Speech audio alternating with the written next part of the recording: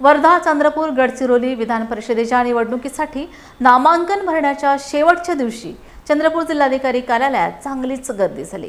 यावेळी काँग्रेसच्या वतीने शैलेश अग्रवाल, भाजपच्या वतीने अरुण लखानी, अपक्ष उमेदवार म्हणून सुधीर कोठारी यांनी आपले नामांकन अर्ज सादर केले आहेत।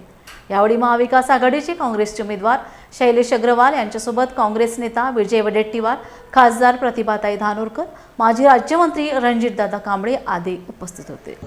पण माझे अग्रवाल साहेब, तुम्हाला एक सल्ला राहणार की शेवटी तुम्ही नेतेवर तुम्ही भरोसा टाकून राहिले, नेतेवर जबाबदारी भरोसा ठेवा, जबाबदारी पण टाकून राहिले। पण माझा आपल्याला प्रामाणिक सल्ला राहणार, तुम्ही डायरेक्टली मेंबरला संपर्क करा, त्याला भेटा, त्यांच्यासोबत डायरेक्ट संपर्क करा।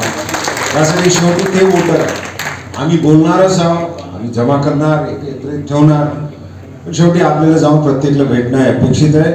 निश्चितपणे जे काँग्रेसचे आहे ते काँग्रेसलाच मत देणार, पण आपल्या विनंतीवर निश्चितपणे समजा एखादे अपक्ष आहे, एखादे असं ESPचं असो या वेगळ्या आघाडीचं असो, जे महाविकास आघाडीचं नाही आहे, त्यांचे दैनंदिन संबंध राहते त्यांच्यासोबत, म्हणून ते तुम्हाला त्या माणसापर्यंत घेऊन जाऊ शकते आणि आपली भेट करू शकते। आता दिवस 17 दिवसच राहिलेले आहे आपल्याकडे, आणि मला असं वाटते की बा आजपासूनच आपले सगळ्याला प्रचार करणं आणि भागदौड करणं गरजेचं आहे। जितकं लवकर जे लोक बाहेर जाऊ इच्छितात त्याला बाहेर पाठवून द्या, डिले करणं चुकीचं राहणार असं माझं स्पष्ट मत आहे। त्यामुळे जे काही पाऊल आपल्याला उचलायचं आहे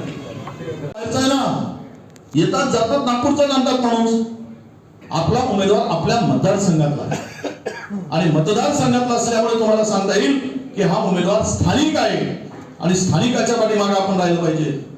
आता खजिनदारच आहे तो पक्षाचा, कोण? भाजपचा माणूस, त्याच्याकडे खजिना आहे,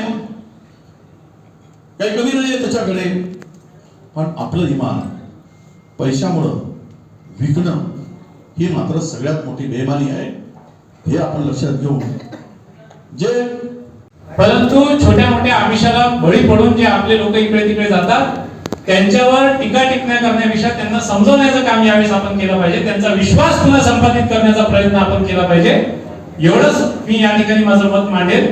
मी मूळचा आर्मीचा आहे, वर्धा जिल्ह्यात काम करतो, काँग्रेसचाच म्हणजे काही आयात केलेला बा कोणी पैसे लावायला तयार आहे म्हणून त्याला उमेदवारी दिली असं आपल्याकडे नाही। तेही पक्षाचे खजिनदार आहे पण त्यांच्या पक्षाचे आहे। मी आपल्या पक्षाचा छोटा मोठा किसान सेल मध्ये काम करणारा कार्यकर्ता आहे आणि मला असं वाटतं की माझ्या परिचयापेक्षा या ठिकाणी जे बसले त्यांचाच परिचय इतका मोठा आहे की जे मतं मला मिळणार आहे ते यांच्या भरोशावर आणि काँग्रेसच्या भरोशावर मिळणार आहे।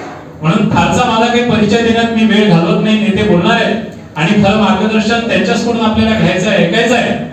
पण माझी पुनश्च तुम्हाला एक विनंती आहे की आपल्या लोकांना समजवण्याचा प्रयत्न करा, जे जे संपर्कात येत असतील त्यांच्याही लोकांना आपण कशा पद्धतीने समजावून सांगू शकतो की त्यांच्यातला कोणताच कार्यकर्ता दिला नाही, आपण सगळे लोक सोबत आहोत, एक संघ आहोत। वैचारिक मतभेद, राजकीय मतभेद राहतात ते काही फार मोठा विषय नाही आहे, पण त्यांचे मतभेद एवढे चव्हाट्यावर आहे की त्यांचा कोणीच मला या ठिकाणी नॉमिनेशनच्या वेळेस त्यांच्या सोबत असेल असं वाटत नाही। एकट्याच माणसाच्या भरोशावर ते निवडणूक लढतायत आणि ते भानगडीच्या भरोशावर भानगडी करून निवडणूक लढतायत आणि आपण कोणत्याच भानगडीत पडणार नाही आहोत आणि त्यांच्या ज्या भानगडी आहेत त्या सगळ्या आपल्या पथ्यावर पडणार आहे हा संपूर्ण विश्वास या ठिकाणी व्यक्त करतो।